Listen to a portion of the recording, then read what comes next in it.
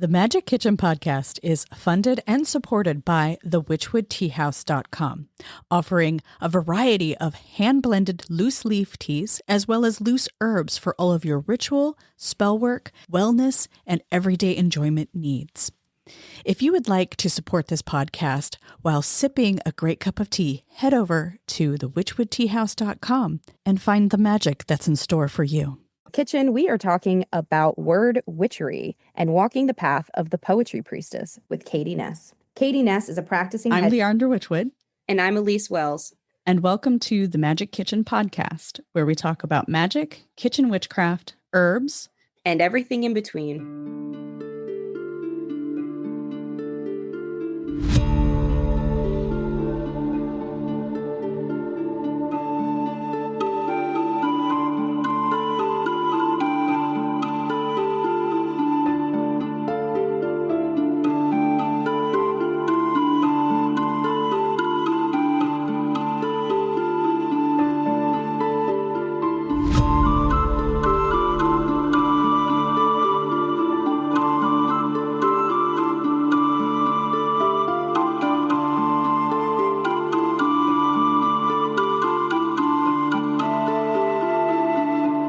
Witch and priestess who works with goddesses, ancestors, and the spirit world.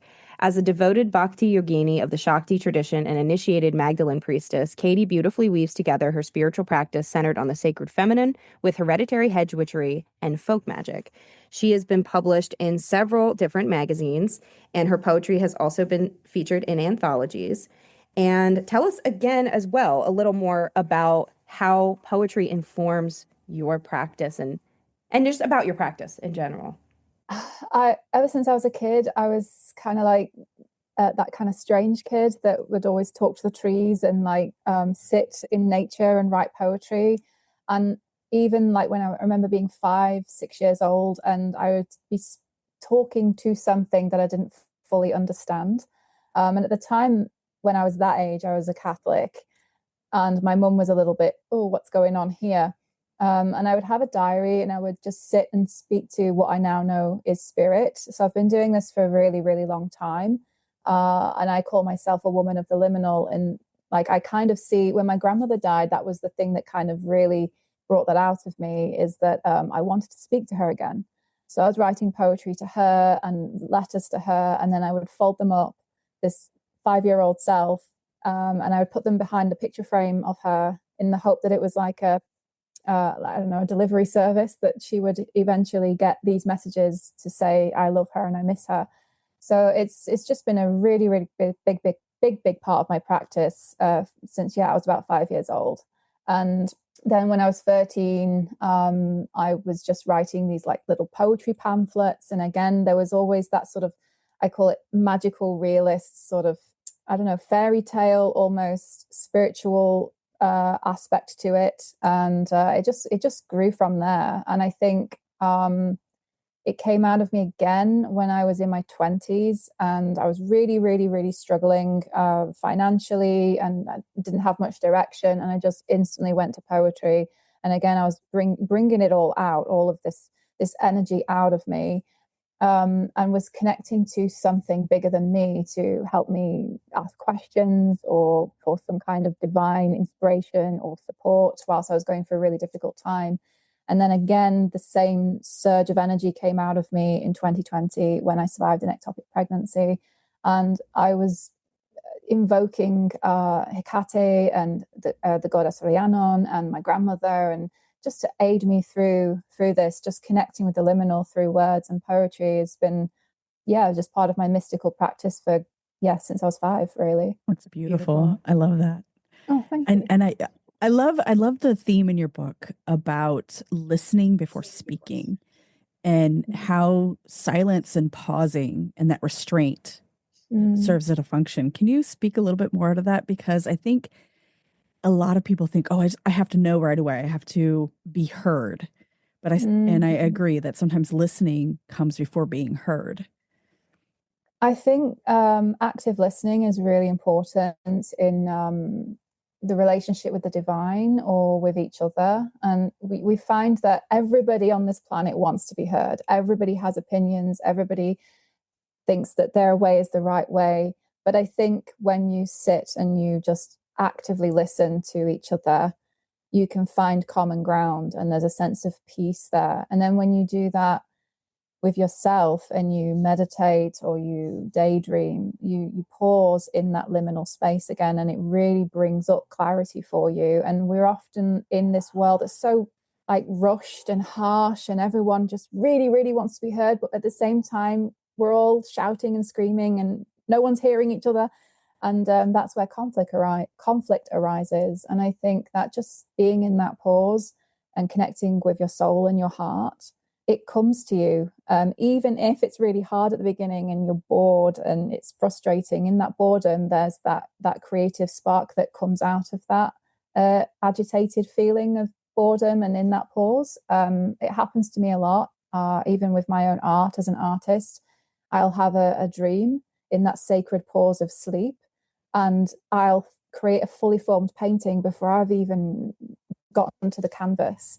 Or I will sit in meditation and pause with myself, and I end up channeling something. And I just think that it's really, really beneficial, not only for our health, but for our spiritual selves to listen to the different frequencies that are around us, and bring that into our sacred space is a very beautiful thing to do. I highly recommend people try. I think a lot of people consider writing the same way they think of singing or the way they think of art. If I'm not good at it, I shouldn't do it. Mm-hmm. Poetry is for everybody. I think it's something we all have a capacity for, especially when we remove the pressure of rhyming. Rhyming poetry, if anyone's in the writing world and you've tried to submit your poetry somewhere, a lot of places won't even accept rhyming poetry. They say right in the beginning of submissions, do not submit rhyming. So a lot of the preconceived notions people have about what a good poem is, or what a poem is at all, isn't quite accurate. It's something truly for everyone. Could you speak to that a little bit for the people out there who are like, oh, this sounds lovely, guys, but I'm not a writer. I could never write things. I'm terrible for it too. I really, really fancy singing, and I'm like, oh, but I don't have a great singing voice. But initially, when you start out something, you're not great at it. I'm trying to learn the lyre harp at the moment, and I suck. So it's just putting your ego to one side and giving it a try, and coming back to your inner child. You see children playing, and it's so innocent and beautiful, and they just tumble and they stumble and they make mistakes and they get back up and they just see it as playing. And I think as you grow as an adult, you forget to play. And it's the same with poetry, singing, art, whatever it is that you fancy having a try at. It's connecting with your inner child in here and just giving it a go. Poetry is so accessible because it's literally, people in this world, we struggle with like the economy and things. Our lifestyle can be expensive, but you just need a pen and paper and you're daydreaming in your mind, and you just sit with yourself and you just write something, and it doesn't have to be perfect. And that's what makes it accessible for me, especially in troubling times when I didn't have access to abundance to create paintings, get all my art materials, or pay for dance classes or yoga classes. I always had a pen and paper, and even if it wasn't perfect, it's what my heart was telling me. So I just thought, I think it is for everybody. And you're all absolutely right about rhyming poetry. My partner loves that kind of poetry, but in anthologies, they don't tend to like it so much. They want what's coming out of your heart and soul to speak to them. And often they prefer prose poetry, or something that's that they've never seen before in a way that's disjointed and human, and there's mistakes in there. They want to see those flaws. They want to see you as the writer. So I hope I've answered your question there well. If I haven't answered it really well, just ask again. No, that's exactly it. Yeah. And I love the idea of play, and in my tradition, singing is also a part of it. So that's that is our offering to the gods, to summon them to the circle, to invoke them or evoke them. And that was a really hard thing for me at first because it became so serious. And I think that's what a lot of people run into, is they put too much I don't just linear thinking on things. I guess that's the best way to put it. It's too linear. You have to check all the boxes. You have to do it all right. It has to sound eloquent. It has to sound, your voice has to sound beautiful. When really, like you said, it just needs to come from the heart. It needs to come from your soul. It needs to emulate what you're trying to achieve. And yeah, I know, I think you nailed it. That was good. Well, yeah, I think as adults, we get so caught up in work and general day-to-day life that we forget that if we strip all that back, we are just humans learning what it is to be human. And, initially it's all about connecting with nature and just play and laughter. You think of the ancient humans way back when in the Paleolithic, they were, stone circles and, fire and storytelling and dancing and creating instruments, a sense of play. Okay, yes, they had like predators to deal with and extreme weather conditions, but they found ways to find strength in that sense of community and sense of play. And I think in this modern age, we're starting to forget that. And I think as we get older, hobbies and that sense of play is really important to your well-being and sense of self and sense of purpose, I think. I also started my writing journey as a poet. And I also wanted to speak to what you referred to with your grandmother. That's also how I began my journey with spirit work and more intentionally was when my grandmother died. And I was only 5 when she died, but I knew that I could see her in my dreams. So I would essentially pray to her, go to sleep, and then she'd meet me in my dreams. And she would often come and sit at the end of my bed, or it was very innocent, childlike, like, oh, good, you're here. Like, can I show you my new doll I got? Like things like that. And I now can see how deep that work was. And to know that I was just following my intuition to do that is so powerful. And poetry was the first thing I wrote. Like I started, when you're a little kid and you like bind your own little book and you're like chapter 1, and I would always start those, but I never really made anything. I didn't actually engage with the stories. But when it was poetry, when it was speaking to, like, I had the classic Delaire's classical mythology book, the illustrated huge tome, like that coffee table book that you would give kids in the 80s and 90s. And it had all the Greek myths.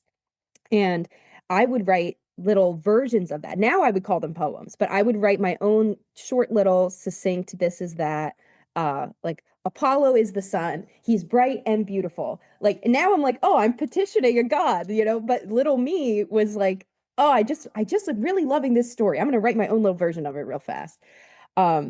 And that was what I first submitted as well. Like when I was like, okay, I'm going to become a professional writer. What do I do? And it was my sacred poetry that got accepted places before any articles or any short stories. I still have short stories I'm trying to pitch places.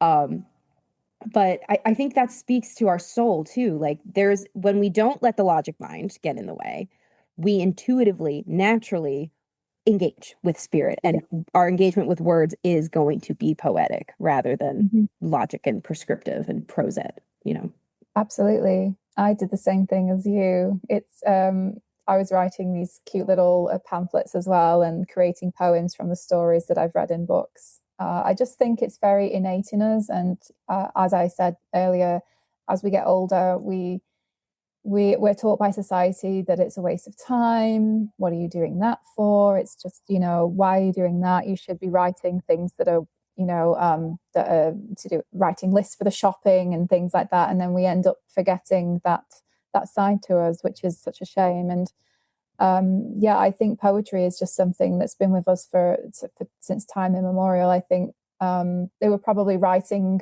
We don't have that information, but they were probably writing poetry somewhere, like on deer skin at some point, and that's just lost to us now.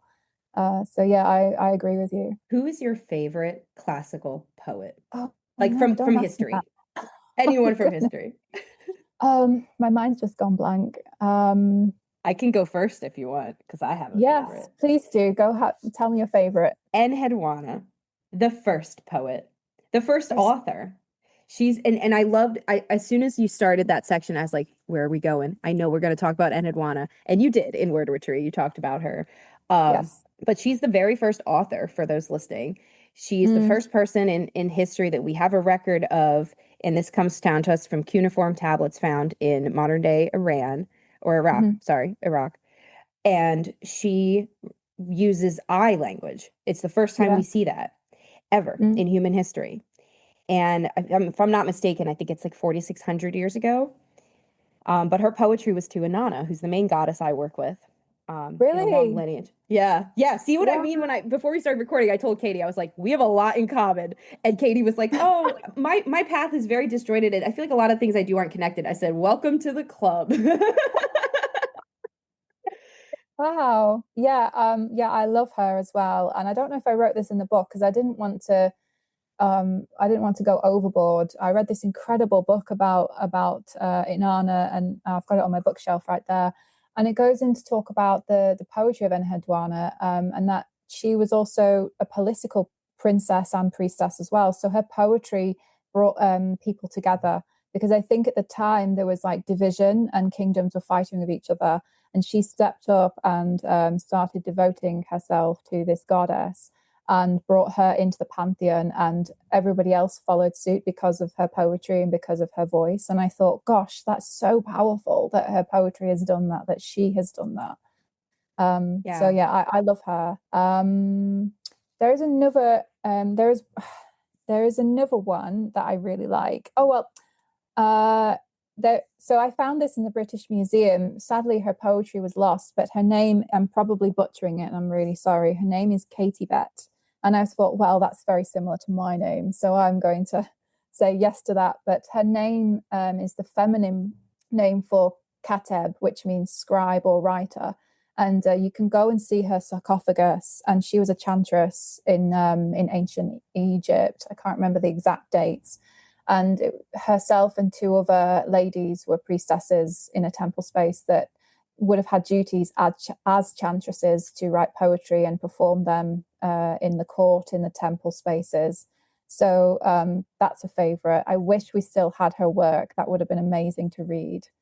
And then not necessarily a poet as such, but there's a particular spell in the book, the Hymn to Hathor poem, that my friend, who is a classicist and lyre harpist, and she's on YouTube and she's performing it as if she's a priestess within a temple space, and it just gives you an idea of how it would have sounded way back when.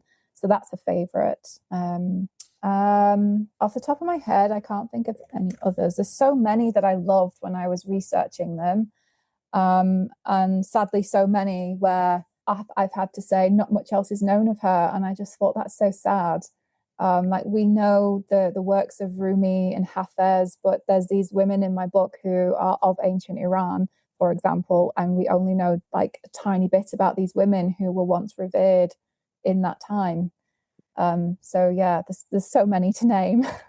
Yeah. And that is such a sad truth, but it can be an empowering one. So I think one of the things that the land has taught me, the work I do is reviving the lost earth priestess arts of the Mediterranean. So I am traveling through Greece. I'm traveling, actually, I don't know if I can say this yet. I'm traveling through other places too.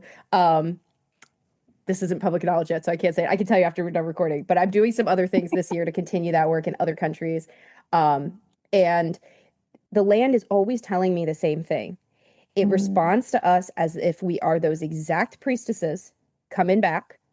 And it doesn't have the sadness we have. We have the pity of, oh my gosh, what have we lost? We have that sadness. And that raw sadness is the same. It's an illness if we let it be. It's the same illness that nostalgia can be. It keeps us in a past. It keeps us from moving forward, and it keeps us from contributing to the lineage that we actually are trying to uphold. And the land sees us when we arrive at these places. When I arrive at these places, I start drumming. The land knows who I am. It says, oh, good, you're back. As if we were on a bathroom break, not a 2,000-year crusade of Christianity wiping us out, right?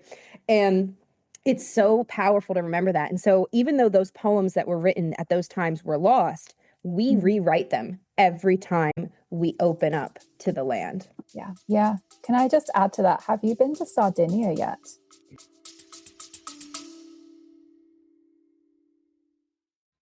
Breathe in with me. Hold, Now release. One more time. Breathe in, hold, and release. Resets like this are essential for our nervous system, for our stress levels, bringing us back to a foundation where we can think clearly, where we have more energy.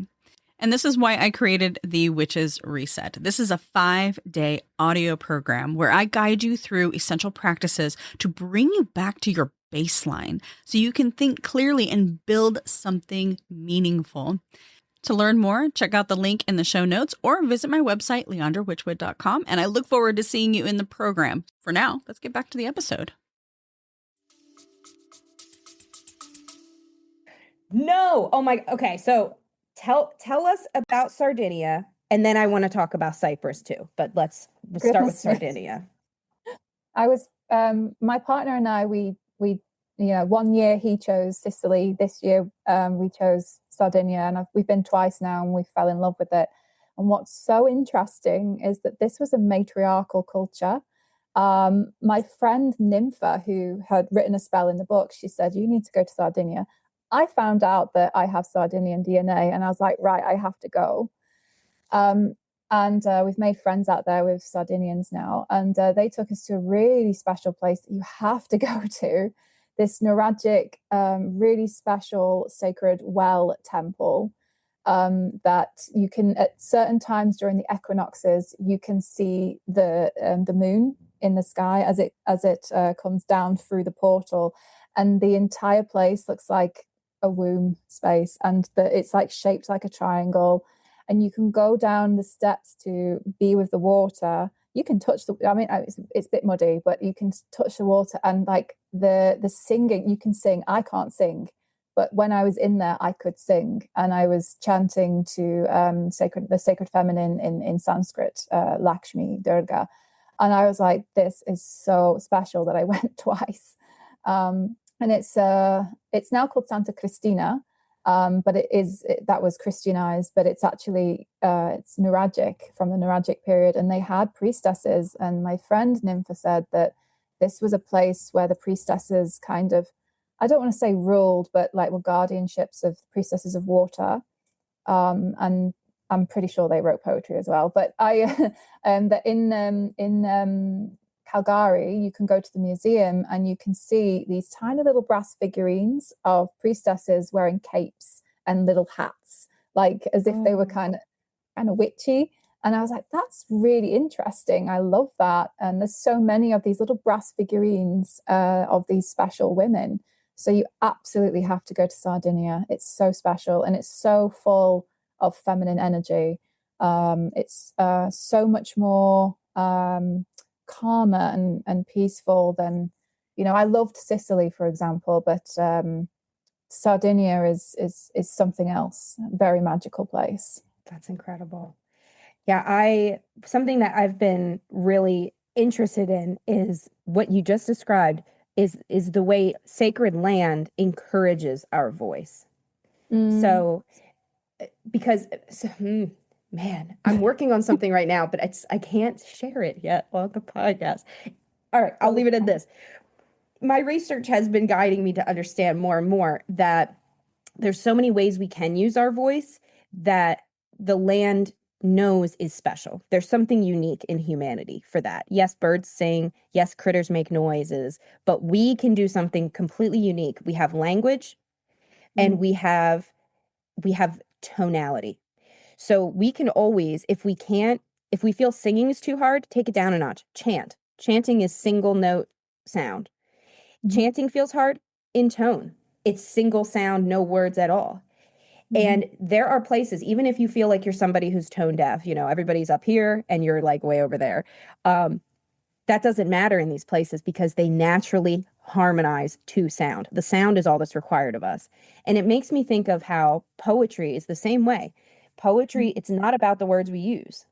It's about getting that emotion out. So actually, after most sacred sites, like for these projects I'm doing, I have to take good notes. And when I'm out there, I bring my journal, and the notes are always just basically a bullet point of like things I don't want to forget. Like, what were the bird species I saw? What shape was that temple door? You know, could I see the sun through it? Things like that I know I'll have to use later. But then when I actually get down, I go into trance at these places. And when I come back out, I am unable to write prose. It has to come out in verse. I have to it's a poem every time, because I can't really put into words what I'm being shown or told or sharing. And so it becomes sometimes incantations that I then share with others. It becomes spells that unfold. But if you think of it, it comes down from 6 or 7 words, and it expands, it ripples out into something huge. And so poetry represents the microcosm and the macrocosm of, yes, we are tiny little things, but even the smallest pebble creates a ripple. And that's what our work is. And that's what poetry reminds us, is we have the power to change things. Just because we're not, the person in charge of all things doesn't mean we can't make change ever. Never means that. And we have more capacity to make change because we are small. What is it what Tolkien says? The hands of the meek make action, while the eyes of the great are elsewhere. I think that's the quote. I might be somewhat butchering it, but the idea that it is the small, and it's literally the diminutive in the case of Lord of the Rings, these hobbits, but it's the weak, right? Quote unquote. It's the ones who feel powerless that actually create the changes in our world. And it's always been that way. Revolutions begin in the tiniest towns with not a dollar to names. Yeah. And going back to what you said about the land having a kind of frequency that connects with us, I literally watched this documentary with my partner last night about black holes, because I don't know, we fancied that. And you can see on the screen, they were showing like what it looked like, but then how its frequency was moving and creating sound. And I pointed and I went, that's the crown chakra. That it was like the 1,000 looped petals and the frequency it was making. And it just really, what you just said about the macrocosm and the microcosm, it's so connected and everything is vibrating with each other. And actually, I did that on my yoga teacher training as part of my final exam. I remembered a NASA video of the planets and their different sounds. And the first thing I said was, that's like how we sort of like chant or a singing bowl. And so I brought that information into the final part of my yoga teacher training, got everyone to lie down. I had a singing bowl and imagined them vibrating with the different planetary sounds, because we all have this frequency within us. And I think it does come out of us through poetry or some kind of poetic language, whether that's a chant or written, or it's a prayer or an invocation, something. And I think it's just so innate in us on an sort of like a cellular level, I think. So if somebody has never attempted to write poetry before, maybe not since elementary school anyway, they haven't actually on their own as a conscious adult considered writing poetry, how would you encourage them to start? Oh gosh. The first thought was just start, which is a really rubbish answer. Find a place that you feel safe in. Like for me, it's nature, even on a rainy day, and even the rain can inspire you. So for me, it's nature. For someone else, it might be with a bundle of blankets and pillows, or in your sacred place like your altar, or at a friend's house with a cup of tea. Find a place that you can just be yourself in. And I would say spend some time sort of daydreaming. We don't daydream enough as adults, and drop into that liminal space through daydreaming or meditation or whatever works for you to get you to that place. And then I would say with a pen and paper, it's kind of like automatic writing. You just write what comes up for you. Or if writing is difficult for you, you can use your recorder on your phone, even if it's just gibberish. There's going to be something within there that you can extract and play around with. Or another idea is, if you're a more visual person, you can create art journals. And I have some art journals myself where it's just collage making and sticking words in the collage and making these layers, these beautiful layers in the art journal page with your words and scribbles. And from there you can create poetry. Another option is if you work with the tarot. The tarot has great symbolism and colors and archetypes that you can draw from to help you think up, even if it's just a few sentences a day. You've eventually, after a whole month, you might have a really long epic poem based off of a card pull from an oracle deck or a tarot deck. So there's so many different options. My favorite is daydreaming because I'm a massive daydreamer. But how about the both of you? Like, what do you like to do in order to get yourself to write? First, I just want to touch on what you said, because I think that's such a great way for individuals to find their authentic voice, especially when we are in this cyclone of, trends and algorithms and, oh, this is how you're supposed to perform in your craft. This is how it's supposed to look. This is how it's supposed to sound. So if we just give ourselves that agency to explore, play, and it opens us up. Something opens up. And I think, and that leads into your question you asked, like, that's how I get started, is I start listening to music that really inspires me. I start reading poetry that really inspires me. I, try to do things at my altar or make magical crafts, something that activates that creative side. And we all have it. I know some people like to say, oh, I'm not creative. I just can't do it. I can't do the creative things, but we all create something. And whether it be, a wreath or a word on a limerick on a page, or writing code, that's still creative, right? Yeah. So that's my take on it. Is I love the idea of tapping in, going to a safe space, having a cup of tea, listening to the rain, listening to the birds, and then letting the inspiration come to you instead of forcing it. Yeah, it's definitely, if I'm writing a project I've been working on versus poetry, like, actually, I would say the poetry ends up helping me anytime I get stalled. So poetry is almost now the thing I do to break out of creative malaise. So sometimes there's too many downloads and it's like, how do I start? What do I do first? I can't. I'm executively dysfunctioned here because I can't really pick where to go. So those are the moments I reach for poetry. I also reach for poetry. Well, poetry reaches for me when there is a lot of stillness. So every morning I start my morning with my cup of coffee outside, even when it's brutally cold or windy, or I just sit under cover. But I always start outside, and I try to be in stillness there. I get squirmy though. I'm not a good meditator, like traditionally, of sitting there, lotus pose. I'm not great at it. So what I'll do instead is I'll go to my land spirits altar and make sure I'm in the sun if there's sun that day, so that I can focus on the feeling of that warmth and the connection of life from the sun to the earth. And then I can usually tap into stillness, but it's not always stillness, like no lotus pose still. I'm usually standing, and there's kind of like a gentle swaying to release the energy that wants to be involved in my life at that moment. And I'm like, no, we're listening right now. So that energy gets released as it's usually a hip shaking thing, a little bit of a infinity sign with the hips. And that's kind of like my status, my static existence. And then I usually get a line or a word. And once I write that down, I get the rest. Sometimes my poetry comes through so fast that I can't write it. So I'll actually voice note it and then go in and edit it. Not voice note it, like talk to type it in a note on my phone. And then I'll edit it from there.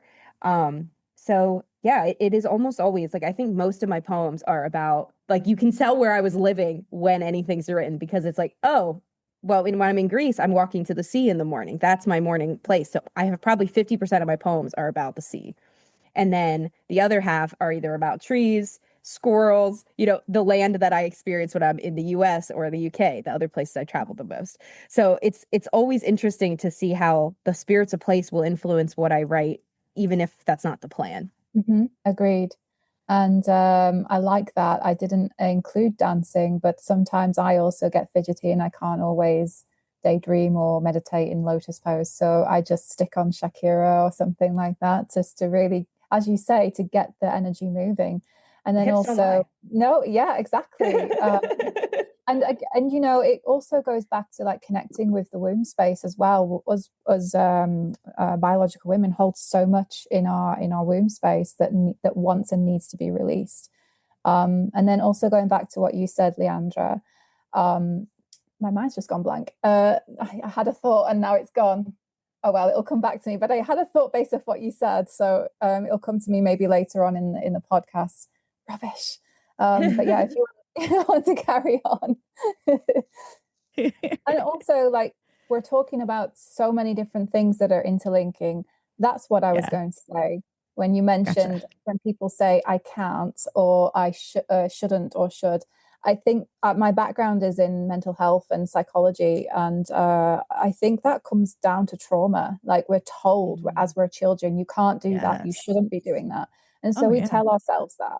And just getting that out of the way, and as you say, Leandra, it's all about play, and what kind of play works for you brings out what's been maybe trapped in the body, trapped in your heart, or you know, trapped from like not able to communicate with the land or the spirit realms or whatever it is. And it's just getting rid of those words out of your vocabulary and saying no.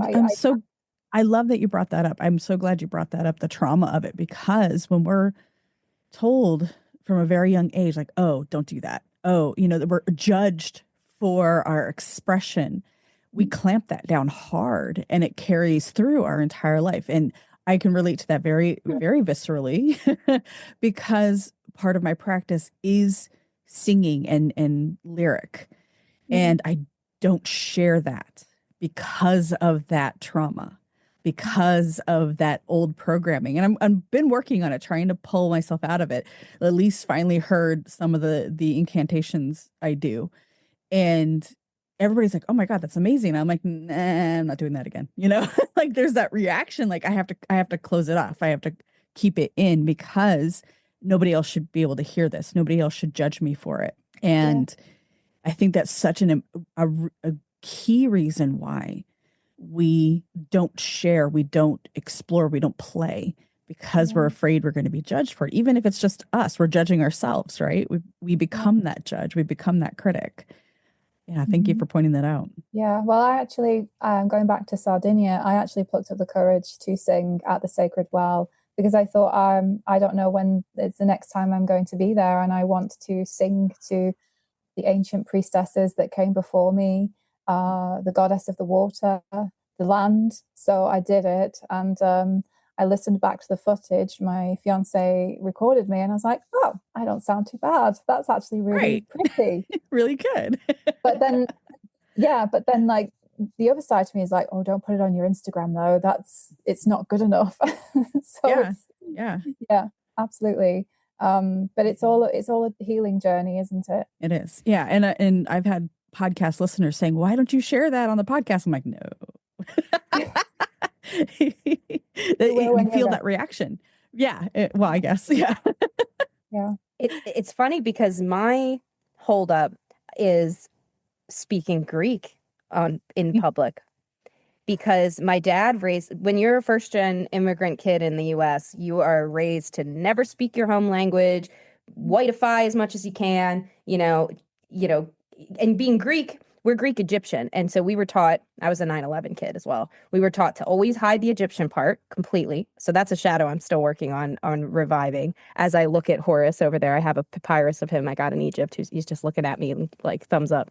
But it's a hard one. That's a really hard one to heal. But the Greek one was okay because Greeks are cool and mythology is fun. And it's white people too. And classical this and that. And that's a whole other thing of the Greek culture being appropriated as a white Western culture when it isn't.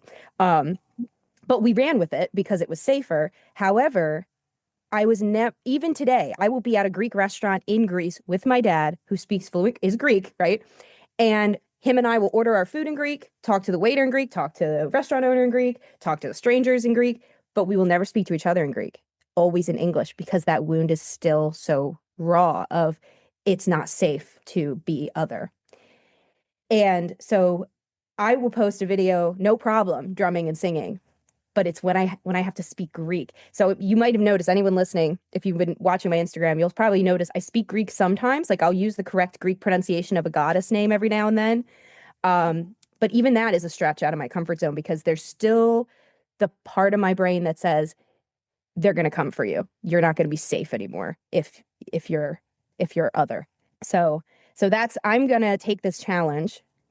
As y'all were speaking, I was like, I am going to take a challenge from this, and this is going to be my challenge. I'm going to post a video of me, I'm like shaking, of me singing in Greek or chanting in Greek.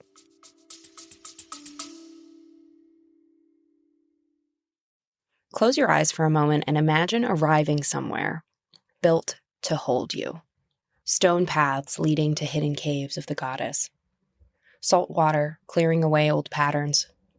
Long tables of food and friendship shared beside a sunset. Temples of the old gods. Alive in and around you. You are invited to join me in Greece on an in-person pilgrimage through ancient temples and landscapes where women once gathered to grieve, rest, and remember themselves. We travel to the Temple of Artemis, Hecate's cave at Eleusis. We swim inside a temple of Hera and enter a hidden goddess cave and sacred sites to Aphrodite and Medusa. Our days are shaped by land, water, and ritual. Our nights are spent at a private villa with expansive views, a private pool, deep rest, and exceptional food prepared with care. This retreat is for women and non-binary seekers carrying exhaustion, grief, or a long history of holding it together. Join us at elisewells.com/feminine wound, where spots still remain. The land can hold it. Come to Greece and answer that call to heal. That's going to be so beautiful, though. I can feel it already. So yeah, I wish you well with that, and I think it's going to be so enchanting.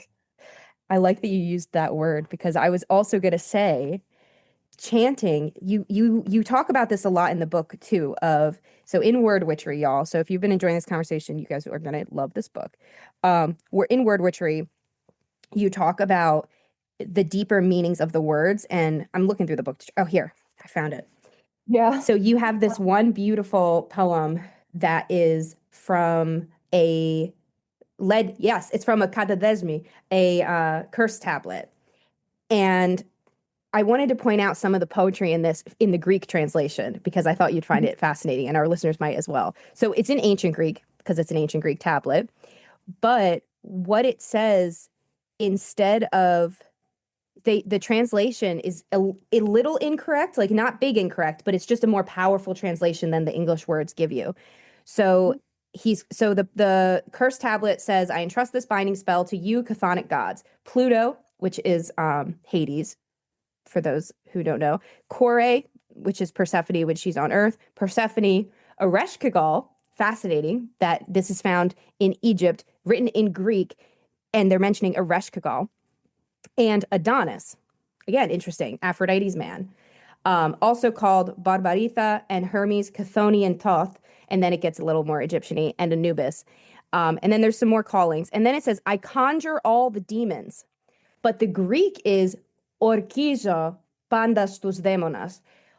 Orkizo doesn't mean as simple as I conjure all. It's I swear an oath of devotion to the demons I call. Wow. Orkizo is one word that means I swear an oath. Technically, you could say it means oath. I swear the oath, but it's devotional. Like we only use it for devotion. There's a different word we use for promising or swearing. And also off the back of that, first of all, you've just blown my mind. I love. We need to talk about more of this because I absolutely love this topic. But also, I've just completed an academic course with Oxford University online, all about medieval magic. And going back to what you just said, we have misinterpreted the concept of demons in Christianity, because I know I'm not going to pronounce it right, so maybe you could add to that. But there's they in ancient Greece, in ancient times, they weren't demons. They weren't these scary, evil things. They were like neutral nature spirits. So my teacher called them daimoni, but she's probably pronouncing them not quite right. And then when the rise of Christianity came, it was, no, these are evil. They are demons. So I found that a really interesting layer to the spell as well. When we read it out, they're actually not demons; they are neutral spirits. Yeah, daemons or daemones in Greek. And right, exactly. And then it's the same word. So if you look it up, you'll find that in the Roman context, they called them in Latin genius, genii loci.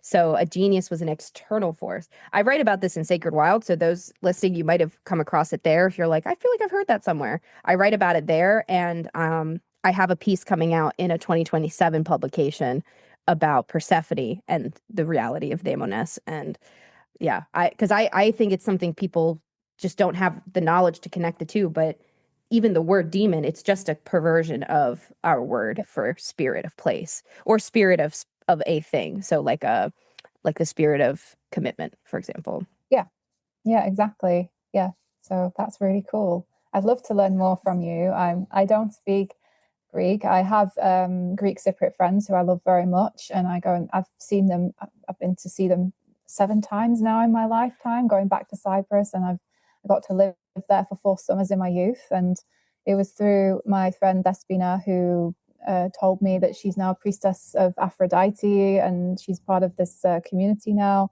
And I'm like, you can do that. So yeah, that's another layer to me and my poetry practice and my practice as a priestess is connecting with Aphrodite and her land, basically, through my friends in Cyprus. I can understand basic Greek Cypriot, but I can't speak it.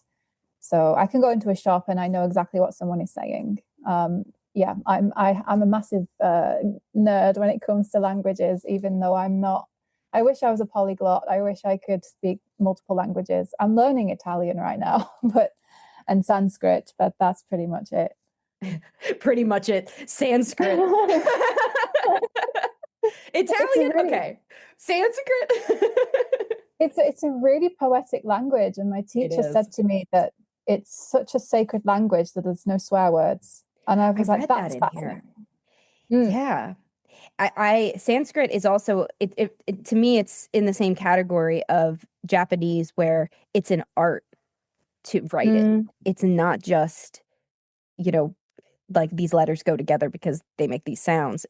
These are character based language. So I feel like Sanskrit and some other languages I can think of, like Georgian as well. They have artistry to how their letters are formed, and it's relevant to the meaning of the words. So yeah, it's like dance and sound. Writing and speaking are dance and sound. Yeah, absolutely agreed.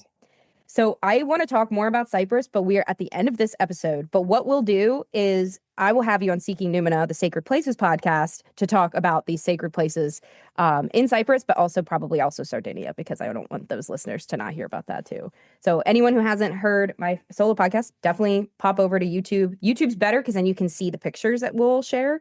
But it's also a podcast you could listen to because there's so much more to say. And I'm so glad you wrote this beautiful book. The book is Word Witchery, Walking the Path of the Poetry Priestess by Katie Ness. Tell our listeners where they can find you and if you have a preferred place where they can buy the book as well. You can find me at the moment only on Instagram. I do have a Facebook page called Kalyani Temple, but I'm changing that up. But my Instagram is Katie_wild_witch. And you can find the book on Amazon. I believe it's UK Amazon, Amazon in America, also Australia. I'm not sure about that.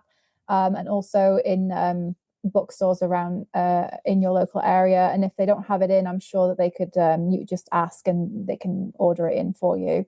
I would love to get foreign rights to see it in other languages, would be so gorgeous. So that's like, fingers crossed. I would love that so much. Yeah. Oh, I hope that happens for you.